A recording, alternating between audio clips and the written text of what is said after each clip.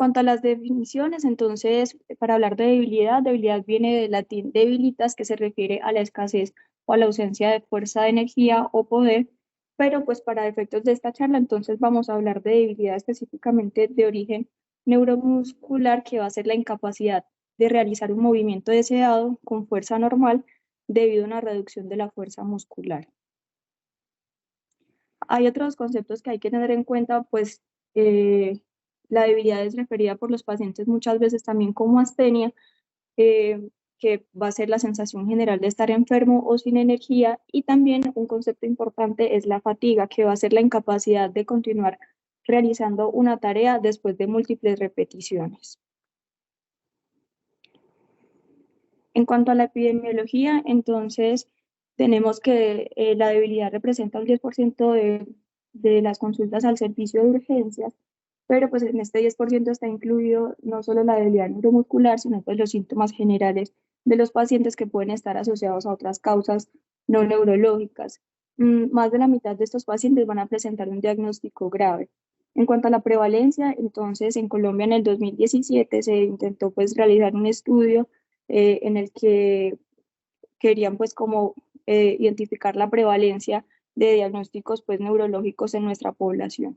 Entonces tenemos que para las condiciones pues o los diagnósticos neurológicos que nos pueden amenazar la vida de los pacientes, entonces tenemos la miastenia gravis con una, eh, con una prevalencia de 8 pues, por 100.000 habitantes en hombres y 12 en mujeres. Para el Guillain-Barré tenemos una prevalencia de 13 por hombre y 6 por mujeres, y el accidente cerebrovascular pues ya empieza a ser más frecuente, teniendo una prevalencia de 254 por 100.000 habitantes para los hombres y de 248 para las mujeres. En cuanto a la epilepsia, va a ser la patología pues más frecuente que encontremos, siendo de 730 por 100.000 habitantes para los hombres y de 501 para las mujeres.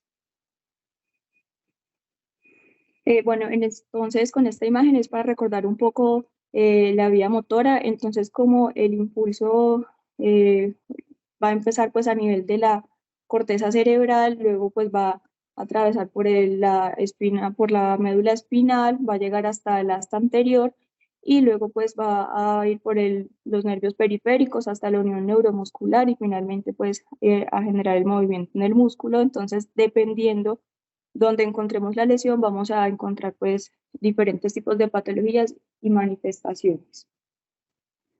En cuanto al examen neurológico, entonces la idea es que debemos determinar el patrón de la debilidad para localizar pues la lesión anatómica. Entonces, para esto vamos a tener en cuenta pues al examen físico como varios ítems. Uno es la distribución de la debilidad, entonces debemos esclarecer si el paciente tiene una debilidad unilateral o bilateral y si el predominio de esta debilidad es proximal o distal. Vamos a evaluar los reflejos miotendinosos, entonces si estos están presentes, ausentes o si por el contrario hay hiperreflexia. Debemos evaluar el tono muscular, entonces si el paciente tiene espasticidad o flacidez, la sensibilidad, entonces si hay compromiso o no, y si hay compromiso de la sensibilidad, si es unilateral o bilateral, la presencia de reflejos o respuestas anormales como por ejemplo Babinski. Y también debemos evaluar si hay otros compromisos, como el compromiso de esfínteres, si hay disautonomía y si hay compromiso de los reflejos vulvares. En cuanto a la evaluación inicial, entonces podemos tener que estos pacientes pues también pueden recibir una atención prehospitalaria en la que entonces se hace una evaluación del estado de conciencia, se debe hacer una escala pues de focalización neurológica como la escala de Los Ángeles. La idea es que se establezca la hora en que iniciaron los síntomas y pues ya que van a estar en torno con el medio del paciente, van a poder como evaluar si el paciente ha estado expuesto a toxinas y pues también pueden realizar una glucometría como para la valoración inicial. En cuanto a nosotros, pues en el servicio de urgencias, lo que debemos hacer en la evaluación inicial es un enfoque según el ABC, evaluar al paciente pues si tiene signos de dificultad respiratoria o compromiso de la vía aérea. Debemos evaluar también la estabilidad hemodinámica del paciente y pues ya el estado de conciencia, y al darnos cuenta pues si el paciente está estable o inestable, ya pasaríamos a hacer un examen físico como más detallado para evaluar eh, de dónde es proveniente pues la lesión que le esté causando la debilidad. Entonces, como grande, siempre que un paciente que nos consulte por debilidad, vamos a definir el riesgo de inestabilidad hemodinámica y ventilatoria, definir si es una condición neurológica o no, y por último, el diagnóstico topográfico. En cuanto al tiempo de evolución, entonces vamos a definir si es una evolución hiperaguda que sea menor de 72 horas, si es una evolución aguda que sea menor a 4 semanas o si el paciente tiene una enfermedad crónica que está sufriendo una descompensación. Entonces, en cuanto al enfoque inicial, pues ya lo que les comenté, el ABC, luego pues de estar estable, entonces vamos al examen físico, tenemos como 3 grandes grupos que podemos encontrar. Los pacientes con debilidad generalizada, en la que usualmente la causa podría ser metabólica o de origen del sistema nervioso central. En estos pacientes vamos a hacer una imagen, ya sea una tomografía de cráneo, pues inicialmente según lo consideremos, y todo pues lo de perfil metabólico, mirando la glucosa, los electrolitos, que nos puedan como orientar hacia el diagnóstico. Luego vamos a tener pues estos otros 2 grupos. Uno es el compromiso de motoneurona superior y de motoneurona inferior, que ya les vamos a ir como discriminando en cada punto. En cuanto al examen neurológico de la motoneurona superior, vamos a tener unos hallazgos muy similares en los pacientes que tienen compromiso de la corteza cerebral y del tronco encefálico y de la médula espinal, en los cuales el patrón de la debilidad va a ser de predominio pues distal y más en los músculos extensores. En los pacientes que tienen compromiso pues por encima del foramen magno, entonces pueden presentar hemiparesia o lejías pues de un miembro único, mientras en la médula espinal pueden presentar paraparesias, cuadriparesias y ocasionalmente hemiparesias. El compromiso sensitivo pues va a depender si hay compromiso de las vías sensoriales, y los reflejos en estos pacientes van a estar aumentados. En cuanto a los pacientes que tienen compromiso del asta anterior, ellos van a tener manifestaciones de motoneurona superior e inferior, entonces vamos a tener hallazgos de debilidad que puede ser proximal o distal, dependiendo pues como dónde empieza el compromiso, y no va a haber pues un compromiso sensitivo. Para distinguir entonces si el paciente tiene compromiso de motoneurona superior e inferior, entonces vamos a encontrar que los reflejos están aumentados en motoneurona superior, pero disminuidos en la motoneurona inferior. El tono muscular va a ser flacidez para la motoneurona inferior y con espasticidad en la motoneurona superior. Las fasciculaciones van a estar presentes en pacientes con compromiso de motoneurona inferior, y la atrofia puede estar presente pues de acuerdo como al tiempo de evolución. Los pacientes que tengan compromiso de la motoneurona superior también pueden presentar signos pues de Babinski. En cuanto a las patologías de motoneurona superior, entonces que van a haber diferentes etiologías. Una puede ser vascular, como el evento cerebrovascular, pues isquémico o hemorrágico, las vasculitis. También vamos a tener patologías desmielinizantes, como la esclerosis múltiple, patologías infecciosas ya como la meningitis, encefalitis, los abscesos cerebrales de origen metabólico, o tenemos otras causas como la parálisis de TOD, la migraña hemipléjica. En cuanto a los estudios que vamos a realizar, pues van a ser dependiendo la que consideremos, una tomografía de cráneo o una resonancia magnética cerebral, y el manejo pues va a ser específico según la causa que encontremos. En la médula espinal, entonces, tenemos como 3 grandes patologías. Uno es el síndrome de Bronce-Quart no asociado a trauma, que básicamente está dado por lesiones que generan compresión en la médula espinal, y estos pacientes lo que van a presentar es una hemiplegia pues, de aparición repentina asociado con pérdida contralateral de la sensibilidad y de la temperatura. Pues el estudio a realizar acá sería pues una resonancia magnética, y el tratamiento pues ya va a ser quirúrgico en caso de que se confirme la lesión por compresión. También podemos encontrar pues entonces la mielitis transversa, que tiene un curso que va de horas a días, se caracteriza por debilidad y alteración sensorial, que va a estar pues localizado por debajo de la lesión, y que los pacientes van a referir en un 50% antecedentes de que han tenido una infección viral previa. También se van a manifestar con dolor lumbar, y también pueden tener alteraciones a nivel de la vejiga y del intestino. Acá pues también se realizaría una resonancia magnética de la columna, pues según el segmento que estemos sospechando que está afectado, y el tratamiento pues va a ser con esteroides o con inmunoglobulinas y plasmaféresis.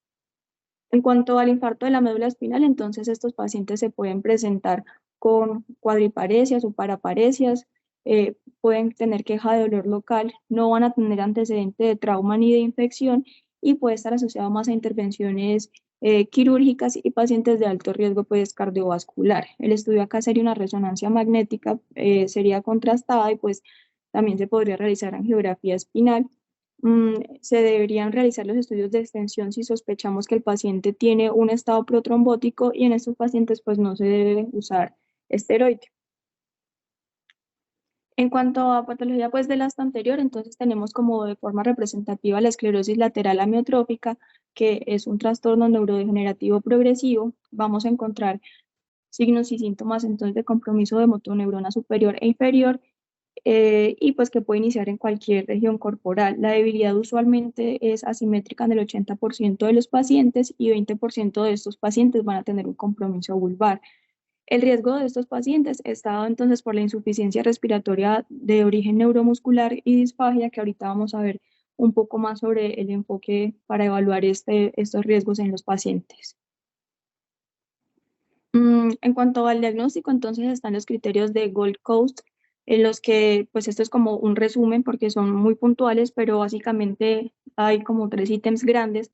Uno es que haya un deterioro motor progresivo que se ha documentado pues como en las evaluaciones clínicas del paciente, los signos de compromiso de motoneurona superior e inferior en una o dos regiones pues del cuerpo, y también vamos a tener unos hallazgos en la electromiografía que va a hablar de la evidencia pues de denervación continua y alteraciones en la amplitud y en la duración de los potenciales. Entonces, para continuar hablando del compromiso de motoneurona inferior, tenemos, para empezar, este caso clínico. Entonces, es un paciente que nos llega remitido desde un primer nivel, es un paciente de 67 años, hombre, que labora en construcción y que su motivo de consulta al primer nivel fue debilidad en miembros inferiores. En cuanto a la enfermedad actual, entonces nos dice que lleva 4 días de evolución con pérdida de la fuerza de miembros inferiores, que posteriormente fue ascendiendo hacia el torso en miembros superiores, y esto lo ha asociado a parestesias, ha tenido picos febriles no cuantificados y además tiene una limitación de forma aguda para la marcha. En cuanto a los antecedentes de este paciente, tuvo una tuberculosis que fue tratada hace 2 años, tuvo un EPOC no oxígeno requiriente, una bradicardia no especificada, y el uso de medicamentos pues es hasta cada día. Al examen físico nos describen que tiene una frecuencia cardíaca de 35 latidos por minuto, una tensión arterial normal, una frecuencia respiratoria de 12, saturando pues adecuadamente, y nos describen que tiene una cuadriparesia con una cefaloparesia, con compromiso pues para los músculos flexores y extensores, y que además tiene una arreflexia generalizada. Entonces, pues si recuerdan el examen físico de este paciente, está con compromiso de motoneurona inferior. Entonces acá vamos a distinguir como entre los tres grupos de motoneurona inferior, que son neuropatía, miopatía y el compromiso de la unión neuromuscular. La distribución de la debilidad, entonces, en la neuropatía es de predominio distal, en la miopatía es proximal, y en la unión neuromuscular va a ser difuso.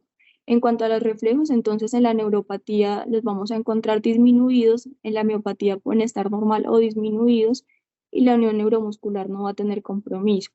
En la neuropatía la sensibilidad podría estar afectada, y en la miopatía y la unión neuromuscular no va a haber compromiso pues como tal de la sensibilidad. En cuanto a la fatiga, esta va a estar pues presente sobre todo en patologías de los pacientes que tienen compromiso de la unión neuromuscular. Otro factor que nos podría ayudar como a diferenciar el compromiso sería el uso de la CPK, que puede estar elevado en la miopatía, pero no siempre la vamos a encontrar incrementada. Entonces, los hallazgos clínicos de nuestro paciente son de una motoneurona inferior por una neuropatía. Eh, entonces, el Guillain-Barré, ¿cuándo lo vamos a sospechar? Entonces, en pacientes que tengan una progresión rápida de debilidad pues generalizada, que puede o no tener compromiso sensitivo, los pacientes se presentan con hiporreflexia o arreflexia, y pueden también tener parálisis facial o compromiso vulvar, pueden cursar con oftalmoplegia y con ataxia. El Guillain-Barré entonces es la causa más frecuente de parálisis flácida. Usualmente los pacientes relatan que tienen infecciones previas entre 2 y 4 semanas eh, previas al diagnóstico. Del 10 al 20% de estos pacientes se van a presentar con insuficiencia respiratoria. El 70% de los pacientes van a tener disautonomía.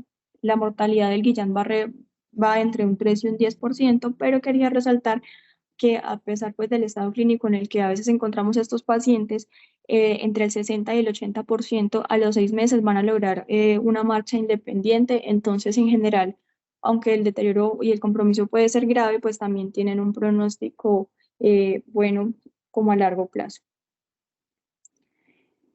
Lo que les hablé ahorita, pues como de la distribución, entonces, que inicia en extremidades inferiores usualmente, que es simétrica y que luego va ascendiendo, y que tiene compromiso sensitivo y motor, hace pues parte de la presentación típica, que sería sensitivo-motora clásica, que va a estar presente en el 30 al 80% pues, de los casos de Guillain-Barré, pero también tenemos otras variables que van a estar presentes con menos frecuencia, como por ejemplo la variante que es la pura motor, el síndrome de Miller-Fisher, pacientes que también van a tener solamente compromiso a nivel vulvar. Entonces, obviamente tenemos como la variante grande, pero no podemos descartarlo si el paciente se presenta con una sintomatología sugestiva de motoneurona inferior, con otra presentación en cuanto a la localización de los síntomas. En cuanto a los estudios que vamos a hacer, estos son estudios pues ya como para intentar llegar a un diagnóstico. Entonces tenemos que el líquido cefalorraquídeo en estos pacientes puede tener proteínas elevadas con un recuento celular normal. En cuanto si encontramos un recuento celular elevado, pues ya nos haría sospechar otras patologías. Vamos a tener también que realizar una electromiografía, y algunos de estos pacientes pueden tener positivos anticuerpos contra glicolípidos. En cuanto al uso de las imágenes, no está pues indicado para realizar el diagnóstico como tal, sino que lo vamos a utilizar ya sea una resonancia magnética cerebral o de médula espinal, pero cuando pensemos que tenemos que hacer unos diagnósticos diferenciales en estos pacientes, más no para el diagnóstico como tal de Guillain-Barré. En cuanto a las imágenes diagnósticas, entonces también se ha venido estudiando el uso de la ecografía para el diagnóstico.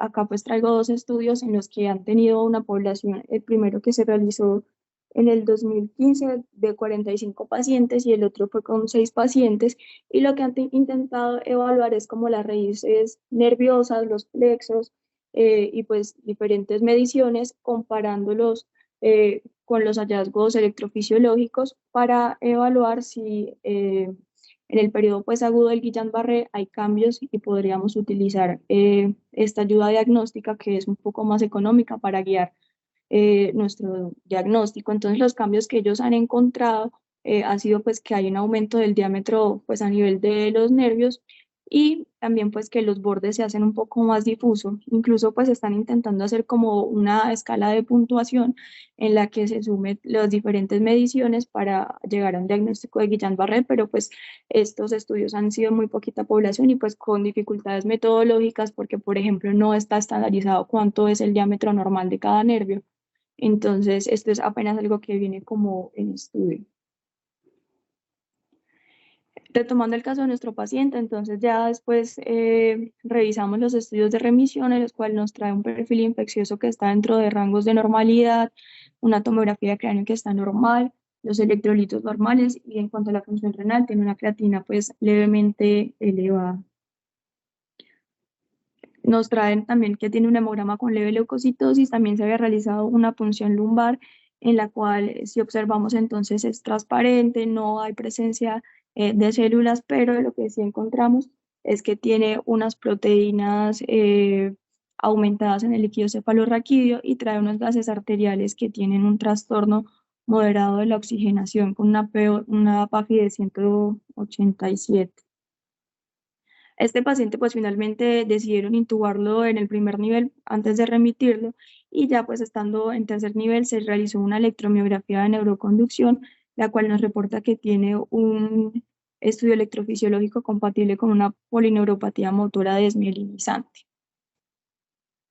Entonces, en cuanto pues a las escalas en las que nos podemos ayudar con estos pacientes para evaluar pues el riesgo de falla ventilatoria, tenemos la escala de EGRIS, que básicamente fue un estudio que se hizo en Holanda buscando determinar entonces podía ser la necesidad de ventilación mecánica en estos pacientes durante la siguiente semana.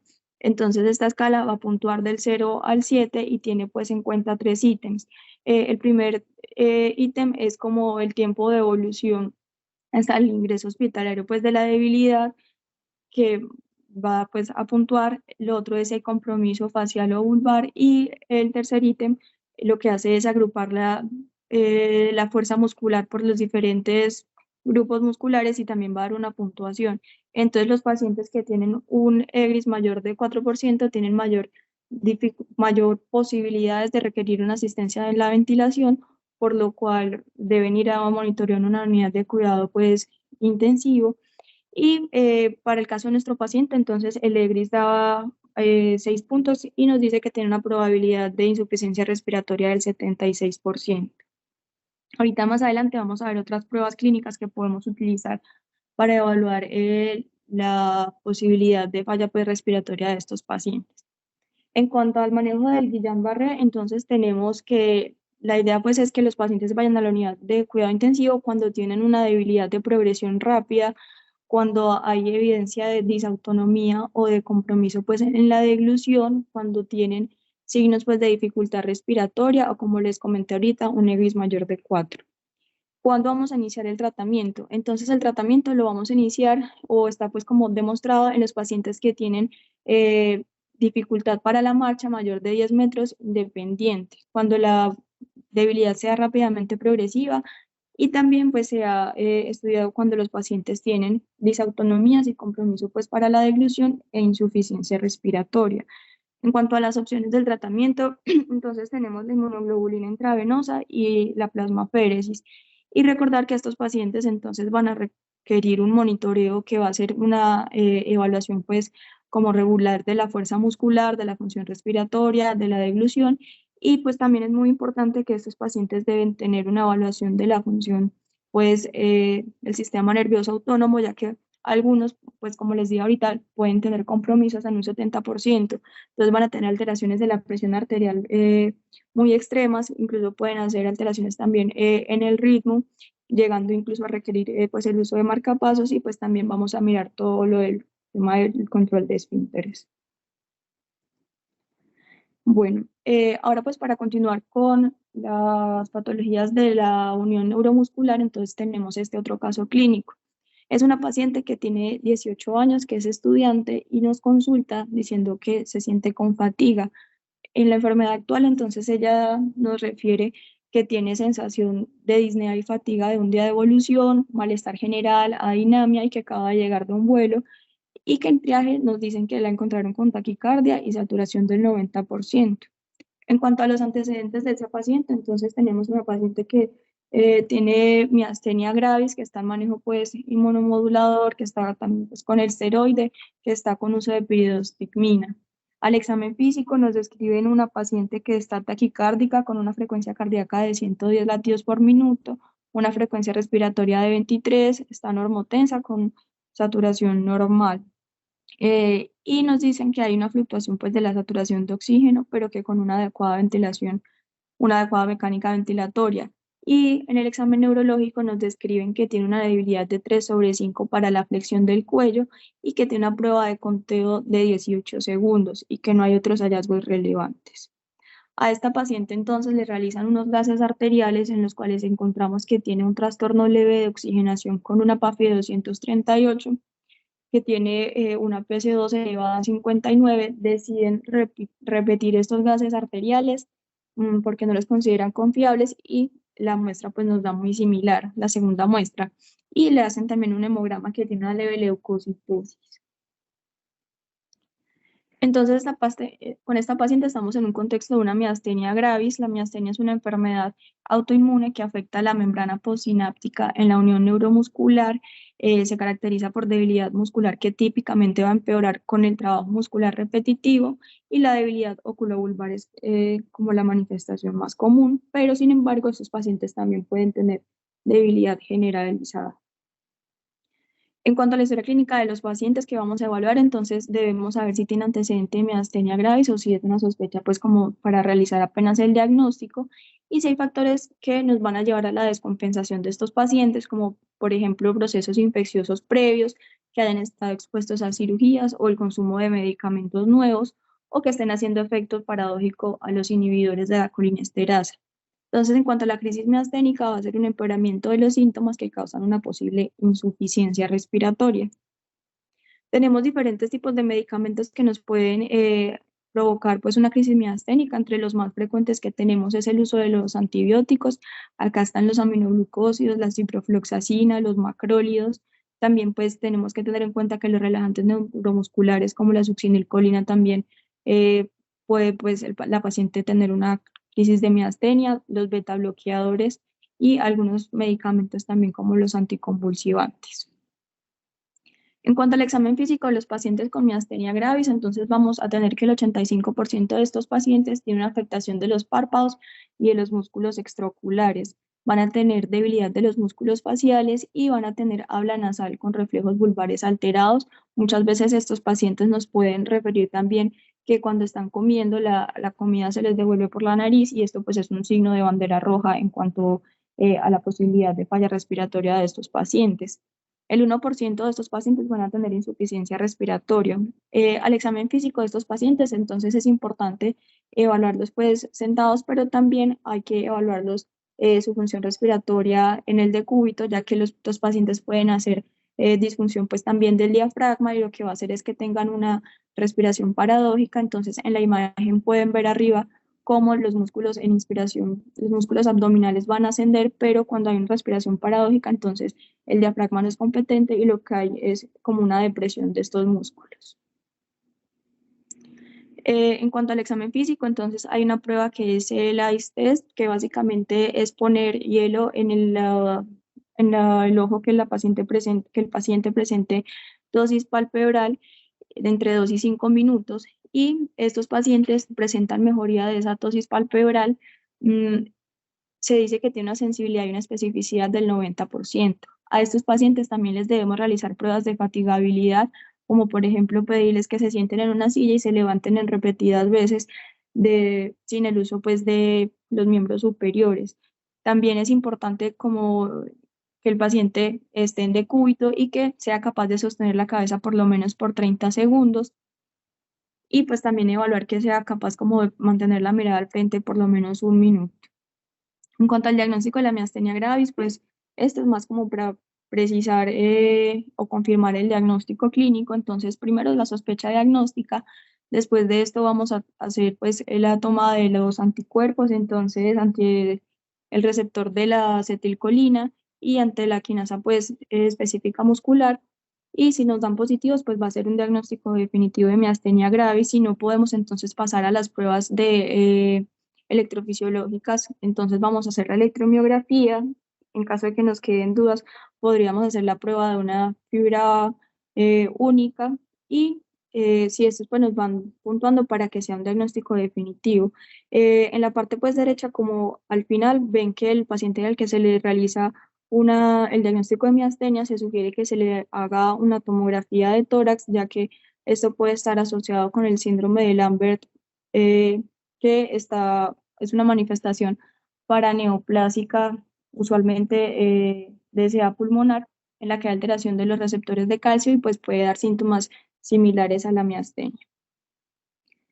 En cuanto a la falla pues respiratoria en los pacientes con miastenia, y es pues muy similar en todos los pacientes con debilidad neuromuscular, tenemos entonces como dos puntos importantes. Uno va a ser la debilidad vulvar, en la que lo que hay es una acumulación de las secreciones y una alteración del mecanismo pues de defensa de la tos y de la deglución, lo que lleva a que los pacientes tengan atelectasias, microaspiraciones, y que finalmente tengan pues obstrucción de la vía aérea y pues también desarrollen procesos infecciosos como neumonía. Y el otro punto importante es la alteración o la debilidad pues de los músculos respiratorios, en la cual va a haber una disminución de la capacidad funcional residual. Estos pacientes presentan hipoventilación, aumento del espacio muerto, una alteración de la relación ventilación-perfusión, llevando a una hipoxemia e hipercapnia. y pues finalmente una falla respiratoria. Es importante pues como destacar que estos pacientes cuando ya llegan a hipoxemia, lo primero que van a manifestar es hipercapnia pues en los gases arteriales y luego la hipoxemia, pero cuando llegan a este punto, el paciente ya clínicamente ha presentado otros hallazgos que nos sugieren que viene en deterioro su parte respiratoria, por lo cual estos ya son más bien hallazgos tardíos. En cuanto al manejo entonces de la miastenia gravis, podemos tener pacientes que ya tienen un diagnóstico confirmado en el cual pues se va a continuar el tratamiento inmunosupresor, pero se debe suspender los medicamentos de la anticolinesterasa porque esto puede aumentar las secreciones de los pacientes y aumentar pues como el riesgo de broncoaspiración. Entonces le vamos a hacer pues el tratamiento, como ven en la parte de abajo, pues el tratamiento general, los cuidados de si requieren la unidad de cuidado intensivo y el manejo específico que va a ser la plasmaféresis, el uso de inmunoglobulina y los corticosteroides, pero quiero resaltar en la parte del manejo entonces la importancia de evaluar la función respiratoria y la debilidad pulvar para definir si el paciente necesita soporte ventilatorio. Entonces tenemos la prueba pues de la función respiratoria en la cual nos sugieren la regla de 20-30-40, en el cual si la capacidad vital forzada está menor de 20, la presión inspiratoria máxima menor de 30 y la presión expiratoria máxima menor de 40 nos sugieren que este paciente debería ir a intubación. Sin embargo, esta prueba pues no es como que la tengamos disponible frecuentemente para aprovecharla, entonces por eso se han buscado otras alternativas para poder evaluar estos pacientes. Como ven en este video, entonces está una de las opciones es el pico flujo expiratorio, en el cual al paciente se le pone el dispositivo, se le pide que inspire profundo y que luego expire. Esto se debe realizar pues como en 3 mediciones y se toma la que mejor le dé. Entonces a estos lo que se ha hecho son estudios en los que comparan la prueba expiratoria pues del flujo con pacientes con clínica y con las pruebas pulmonares funcionales y han encontrado que tienen una buena correlación clínica y que esto podría estar como más disponible en el servicio de urgencias. Una de las dificultades es que estos dispositivos son pues como de uso en una única ocasión, entonces puede ser un poco costoso, pero es una buena alternativa para evaluar como la función respiratoria de estos pacientes. Otra prueba pues clínica que podemos utilizar es el test de cuenta máxima. Entonces, como van a ver el video, se le pide al paciente que inspire de forma profunda y que trate de contar del 1 hasta el 20 sin tomar nuevamente aire. Entonces, la prueba cuando el paciente no alcanza a contar hasta 20 sería, nos indicaría que puede haber una debilidad neuromuscular, lo cual nos debe alertar para definir si el paciente requiere asistencia pues para la ventilación. Mm. Otra de las opciones que se ha evaluado para tratar de mirar si el paciente tiene compromiso o puede tener riesgo de deterioro respiratorio es el uso de la ecografía para evaluar la funcionalidad del diafragma. Entonces, lo que se le pide pues al paciente básicamente es que inspire y expire y lo que vamos a ver es el engrosamiento del diafragma. Entonces, como ven en la parte de arriba, en la que dice pues evaluación del diafragma normal, entonces se ve cómo hay un engrosamiento respecto en la inspiración y la expiración del paciente, pero en la parte de abajo, cuando el paciente tiene parálisis diafragmática, no vamos a ver este engrosamiento. Entonces, lo que se hace es una relación entre el grosor final de la inspiración y el grosor final de la expiración, y si el engrosamiento es menor al 20%, entonces este paciente va a tener una debilidad diafragmática y otra cosa que podemos mirar es la excursión del diafragma cuando el paciente respira. En cuanto a nuestro caso clínico, recordando pues la paciente, vamos a ver, mirar si ella tiene pues unos factores que nos lleven a asistir a pues la ventilación. Entonces recordemos que la paciente tenía queja de disnea también pues en reposo y en el esfuerzo, no tenía queja de disfonía ni de disfagia y que además estaba taquicárdica. También tenía una prueba positiva de pues para debilidad en cuanto al conteo y que además tampoco tenía sostén cefálico, entonces todo esto pues nos estaba guiando a que la paciente posiblemente iba a requerir un soporte ventilatorio. Entonces, finalmente lo que se hizo con ella fue trasladarla a la unidad de cuidados intensivos por el alto riesgo de falla ventilatoria, al iniciar ventilación mecánica no invasivo y la plasmaféresis. Hay que tener unas consideraciones especiales para la intubación orotraqueal de estos pacientes. Entonces, como les había comentado, tienen un alto riesgo de presentar disautonomía, por lo que debemos estar preparados pues para este riesgo. Entonces, estar con la disponibilidad del uso de los vasopresores, líquidos, la atropina pues si fuera necesaria. Deberíamos evitar el uso de la succinilcolina si hay evidencia pues previa de enfermedad neuromuscular. Y la otra consideración importante en estos pacientes es que no siempre van a ir intubación orotraqueal.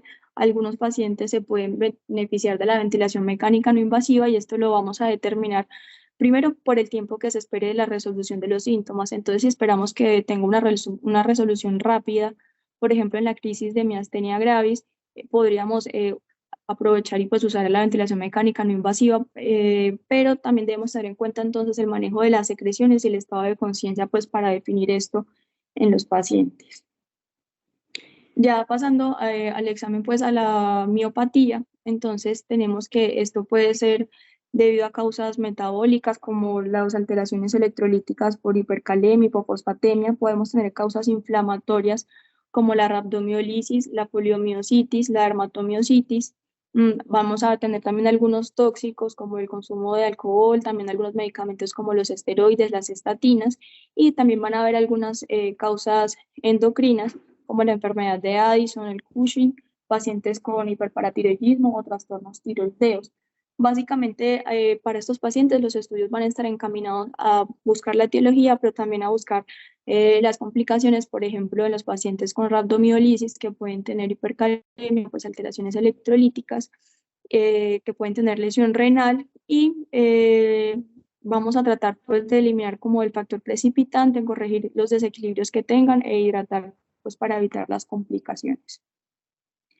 Bueno, finalmente entonces, después de hacer como esta revisión, quería como recordar que igual el papel de los médicos de urgencias no va a ser como tal llegar al diagnóstico preciso del paciente, pero sí podemos hacer un abordaje topográfico, pero lo más importante es identificar aquellas condiciones que nos van a requerir o van a necesitar una intervención inmediata en nuestros pacientes. En cuanto a mis conclusiones, entonces pienso que la queja de debilidad de los pacientes puede ser una condición fatal, por lo cual estamos como en la obligación de realizar un reconocimiento temprano de los signos que nos orienten a la presencia de compromiso vulvar y disautonomía, que finalmente es lo que nos amenaza la vida de los pacientes, y que la semiología es un recurso pues invaluable para el enfoque topográfico de estos pacientes, que también nos va a permitir hacer un uso racional de los recursos y pues estar atentos para el manejo de las complicaciones. Y eso pues era como lo que tenía para presentarles el día de hoy. Bueno, buenos días a todos. Valentina, una muy buena presentación. Voy a hacerte unas observaciones de cosas que me gustaron y de cosas que no me gustaron. Entonces, ¿qué me gustó? Me parece que se revisó bien el tema, que se abarcaron, digamos que las condiciones más frecuentes y que se enfatizó como en ciertos aspectos que para nosotros son importantes. Lo que no me gustó es que parece más una revisión de enfermedad de Guillain-Barré y de miastenia gravis que una charla de enfoque del paciente con debilidad aguda. ¿Qué espero yo de una charla de enfoque del paciente con debilidad aguda? Que nos digas cómo se puede presentar y cuál es el algoritmo o cómo podemos nosotros diferenciar entre todas esas cosas que vos nos dijiste. Creo que en una charla de estas profundizar en el tratamiento o en el diagnóstico del Guillain-Barré o de la miastenia gravis resta tiempo a otras que son importantes, pero pues la decisión de abordar el tema es completamente tuya y del asesor. Yo no me meto en eso, pero te tengo que dar mi apreciación. ¿Por qué? Porque es un tema que me lleva a mí como a sospechar muchas cosas y finalmente yo el diagnóstico final de mi astenia grave, si bien yo puedo tener la sospecha, no lo hago, y el de Guillain-Barré quizás es un poquitico más cercano a nosotros y a veces lo hacemos solo con la clínica o a veces simplemente lo sospechamos y nos toca iniciar tratamiento, así no tengamos un diagnóstico preciso. creo que se pierde el foco de lo que es un enfoque clínico o una charla de enfoque. Hay varias cositas. Entonces, la escala de Los Ángeles, que la mencionaste en el ambiente prehospitalario, no es superior a la escala de Cincinnati o al NIHS-3. Entonces, decir que utilizar la escala de Los Ángeles es una de las que se puede utilizar. La escala de Los Ángeles sirve en Los Ángeles, la escala de Seattle sirve en Seattle. Para el resto del mundo y para nosotros, la recomendación es utilizar la escala con la que más familiarizados estemos, que en ese caso sería el Cincinnati o la escala NIHS-3. Pues es como la recomendación, porque si esto lo vamos a extrapolar a nosotros, lo que hacemos es eso. Y que en el caso, por ejemplo, de debilidad aguda, posiblemente no nos vaya a dar mucha información. Eso por un lado. El líquido cefalorraquídeo en Guillain-Barré es una controversia, porque en teoría la disociación albuminocitológica se presenta después de los 5 días. Y yo he tenido pacientes con Guillain-Barré que debutan en 2 días y toca intubarlos. Entonces uno sí encontrará ahí la disociación albuminocitológica. Me queda a mí la duda, les hemos hecho la punción lumbar, algunos la tienen, otros no, pero tomar en cuenta que puede salir normal y que no necesariamente, entonces no es un Guillain-Barré. El diagnóstico de Guillain-Barré en el paciente crítico lo tenemos que hacer en ese momento. Espérate que yo tengo aquí anotado. Lo de eco en Guillain-Barré me parece que es peligroso y que no aporta como mayor cosa, precisamente por lo mismo. Porque finalmente, si es un paciente crítico, terminaremos haciéndole la electromiografía y posiblemente resonancia si la electromiografía no es concluyente. Y en caso contrario, pues tenemos tiempo de hacerle la electromiografía. La prueba del conteo, que la mencionaste, que para mí es la prueba más importante, hay 2 exámenes que uno tiene que hacer en un paciente que se presenta con debilidad aguda. Uno es, mírele la frecuencia y la profundidad de la respiración, nada más, mire eso. Porque a veces el paciente no se presenta con signos de distrés respiratorio, de dificultad respiratoria, pero lo ve respirando muy rápido y muy superficial. Y la prueba del conteo, puede que yo esté equivocado, puede que lo haga diferente, pero en realidad si tú le dices al paciente que cuente hasta 20, él cuenta hasta 20 y ya. Tú le dices al paciente, cuente de 1 en adelante hasta donde alcance. Si el paciente alcanza a contar hasta más de 20, tú dices, bueno, no tiene falla respiratoria. Pero si está entre 20 y 30, tú dices, bueno, ya se está cansando. Si cuenta más de 30 es normal y si cuenta menos de 10, pues el paciente posiblemente necesite asistencia ventilatoria. Entonces es como todas esas opciones. El picoflujo no es de un solo uso, es de un solo paciente. Entonces tú le puedes decir al paciente que tiene miastenia gravis que guarde el picoflujo. Y uno le puede hacer seguimiento con picoflujo. De hecho, eso hacíamos nosotros en el neurológico. Y el asunto es que hay que leer las tablas del picoflujo. Si nosotros no las sabemos leer, terapia respiratoria sabe leer las tablas del picoflujo y es una herramienta valiosísima en esos pacientes. La succinilcolina, realmente hay una controversia sobre si está contraindicada o no específicamente en miastenia gravis y en Guillain-Barré o en enfermedad de la placa neuromuscular, porque sí está contraindicada en las distrofias musculares. Pero en Guillain-Barré lo que puede pasar es que empeore la debilidad. Y pues finalmente uno lo que va a terminar haciendo es relajando al paciente. Lo que pasa, por ejemplo, en las distrofias musculares es que produce una despolarización masiva y esa despolarización masiva produce rhabdomiolisis. Estoy de acuerdo en que si tienes la opción, yo no usaría succinilcolina, pero en miastenia gravis, si tú no tienes otra opción, deberías utilizar un relajante muscular y si ese es el que hay, ese es el que usamos. Diferente en distrofias musculares. En distrofias musculares sí es una condición que le puede causar daño, un medicamento que le puede causar daño al paciente. Recordar siempre que la hipocalemia y los trastornos hidroelectrolíticos son causa de debilidad aguda. Tuvimos una paciente cuando yo estaba rotando en Gine y no se me olvidó y después de eso he tenido varios pacientes similares que estuvo hospitalizada en un hospital X de un pueblo con debilidad aguda y la mandaron con sospecha de una ACV y tenía una parálisis hipocalémica episódica, que no es un diagnóstico Digamos que es un diagnóstico raro, pero la hipocalemia no es tan rara como causa de debilidad, o al menos yo no la he visto tan rara como causa de debilidad. Hay que recordar que la casuística en los hospitales donde nosotros trabajamos es muy diferente. Posiblemente en la población general sea más raro, pero en la población que nosotros manejamos es bastante frecuente. Entonces, siempre sospechar eso. Y nada, bueno, yo te hago una recomendación siempre con debilidad aguda y es enfocarlo en síndromes. Entonces hay 4 síndromes neurológicos grandes: encefalopático, mielopático, neuropático y miopático. Si tú lo enfocas así, va a ser mucho más fácil porque tú ya tienes claro cuáles son las características específicas de cada uno y sabes dónde buscar. Entonces ya sabes a cuáles hacerle resonancia, sabes a cuáles hacerle una electromiografía, sabes a cuáles tienes que pedirle una CPK. Entonces, para mí personalmente ha sido mucho más fácil así. O sea, yo pensar en que si el paciente tiene o no control de esfínteres, si el paciente tiene o no espasticidad, y si el paciente tiene o no dolor, y si la debilidad es proximal o distal en un principio. Porque ahí entonces vamos, digamos que algorítmicamente podemos ir descartando. Eso me sirve a mí mucho más que pensar, hombre, es que tiene parte de la clínica de una miastenia gravis, pero es que también tiene dolor y la debilidad también es escapular o pélvica. Se queda uno como enredado. Entonces es como mi recomendación, o es lo que a mí me ha funcionado y es la forma en que yo lo aprendí después de revisar el tema varias veces.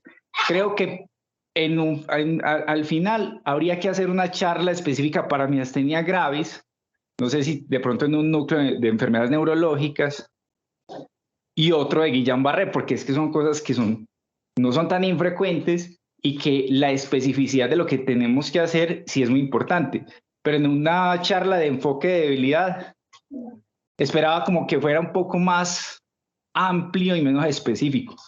Pero vuelvo y digo, es mi opinión. Muchas gracias. Gracias, profe. Valentina, ¿me escuchas ahí? Sí, señor. Valentina, gracias por la presentación. Personalmente creo que es un reto tratar de organizar el enfoque y me adhiero a las palabras del doctor Robledo. Yo concluiría que tenemos que hacer una muy buena anamnesis y ser sistemáticos, procurando que no se nos pasen por lo menos las cosas más grandes, ¿cierto? Valentina, yo quería preguntarte ¿qué pacientes consideras que deberían ser hospitalizados en una unidad de cuidados especiales? Porque, a ver, si ya observé signos de fatiga, pues probablemente ese paciente es el que va a ir a no invasiva o que va a terminar intubado y probablemente termine en UCI. Y al que definitivamente pues no identifico como ese riesgo de deterioro y pérdida de la vía aérea, creería que en sala general. Y la duda genuina que me sale es entonces a quién deberíamos vigilar en la UCI. Gracias.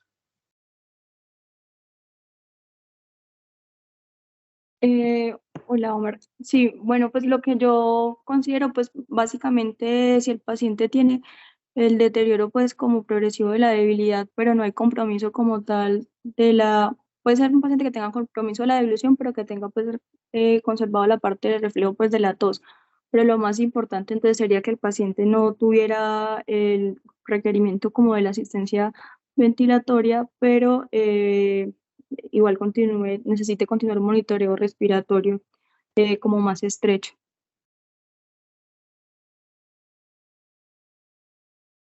Gracias, Valentina.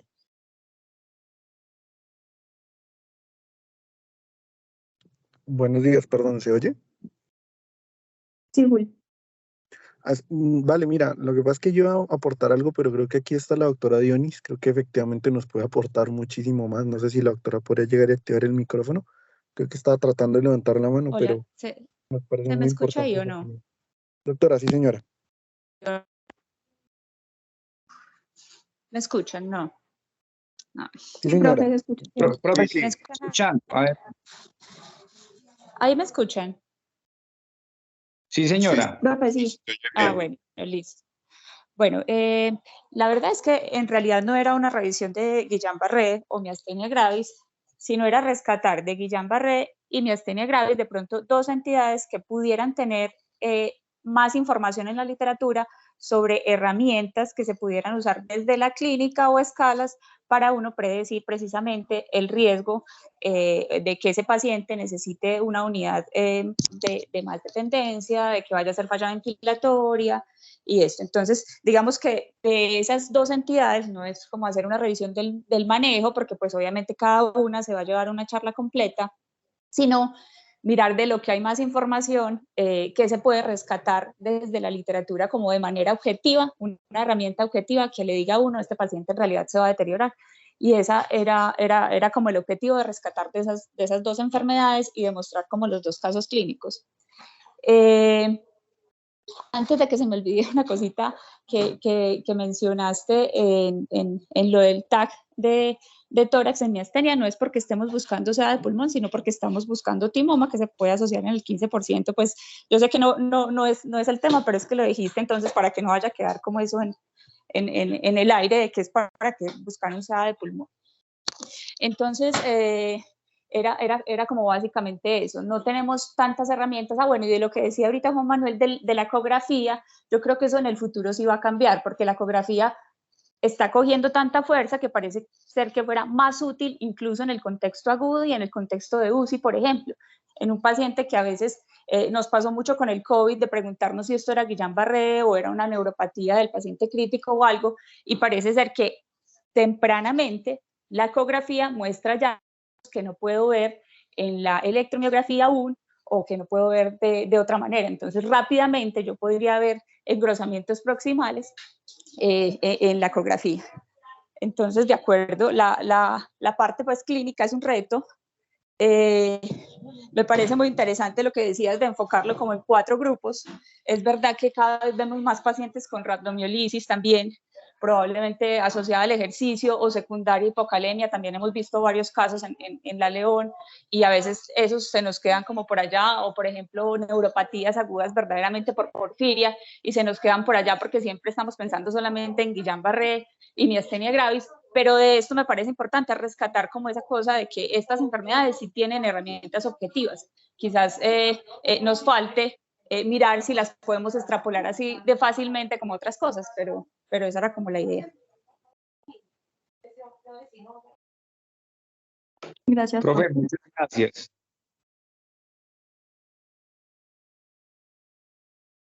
Daniel tiene la mano levantada.